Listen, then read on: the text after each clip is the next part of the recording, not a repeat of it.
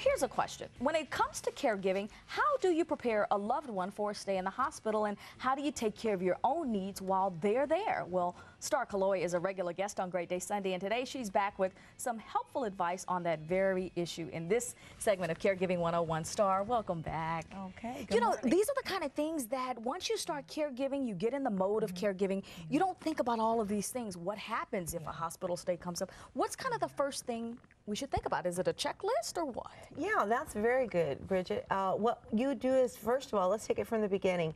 There's two types of hospital stays. One would be a planned visit. Okay. And one would be an emergency. Absolutely. Okay, so let's divide that while we talk about tips. Okay. If you have a planned visit, what we suggest is a checklist, exactly. And they are available in our books. It's a lengthy list, but I'll just go over a few of the things. Okay, absolutely. One of the most important things that you want to make sure that you do is, let's say that we're a planned visit, your loved one goes into the hospital, they need their dentures, their glasses, their hearing aids, all of that you have to keep track of, because those are notorious for going missing, okay? Also labeling all of their clothing to where it has their name on it, first and last name, so that it doesn't go missing in the laundry by mistake. Okay. Especially if it's something that is near and dear to them. Sure. So it's probably always a good idea, Starr, to just kind of have an overnight bag ready. Yes. By the bedside or in the closet, something you can put your hands on when you need to. That's right. All their medications need to be in a Ziploc bag, even if you know automatically most people think, well, the doctor knows what the meds are. Well, that doesn't have anything to do with it. Put their medications in a Ziploc bag, label it with name, address, phone number, Medicare number, all of that information, because if you just put their name on it, there might be a lot of people by that name, or that just may get lost or tossed out. But that way, if it does get misplaced, that's the main thing you have to do, preventative measures all the way through. Make sure that if they have a specific type of skin care regimen, that you take those products as well.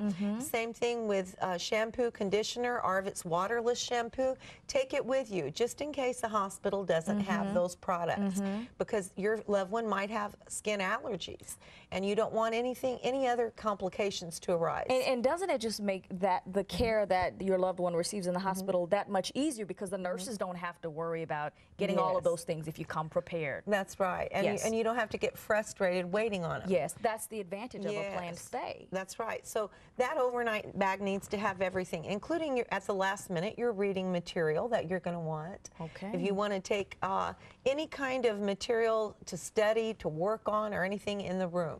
Now, let's talk about the room.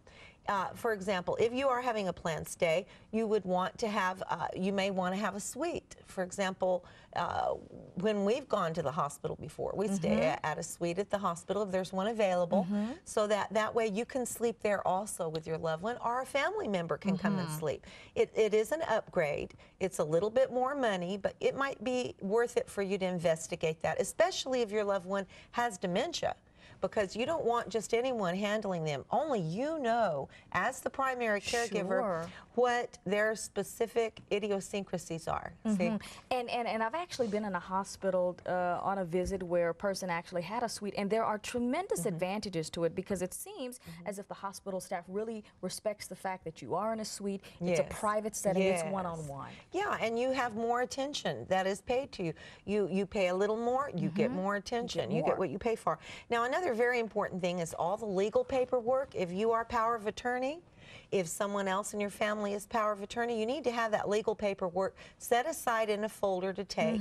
All the information, what we always did, we made a complete information sheet, and it would have on it power of attorney, who that is, contact information, and their own copy, because you're not going to see it again. Make sure you make a copy of that. And Starr, you've been in this field a long time. Just stress, if you can, the importance of having all of those things ready, because we've seen situations where a loved one winds up in the hospital, families come in, legal issues get involved, and it's a mess. Because nobody wants to deal with it. That's right. You need to get it done. You need to get all your paperwork in order. Make sure someone is assigned power of attorney, and also a DNR. A DNR is do not resuscitate order. You need to find out for sure from your loved one if they want that or not. If they have always wanted to do that, then what you can do it at the time of admission. Now, if your loved one has dementia and you're assigned power of attorney, you can make that decision for them, of course, after you've discussed it with your family. But it's a good time to get it done because the hospital has all the paperwork there, and you can take your own copy home after that.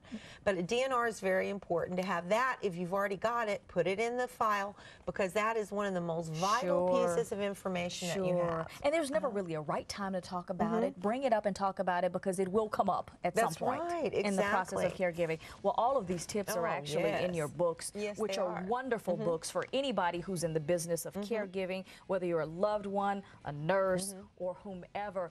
Caregiving Tips A to Z, that's Alzheimer's and other dementia. That's Starr Calo-oy's book. Now, if you want to get a copy of the book, 210-521-8668, or go to the website, www.caregiversadvice.net, and all of that information is there, and it's a wonderful tool to have. Exactly.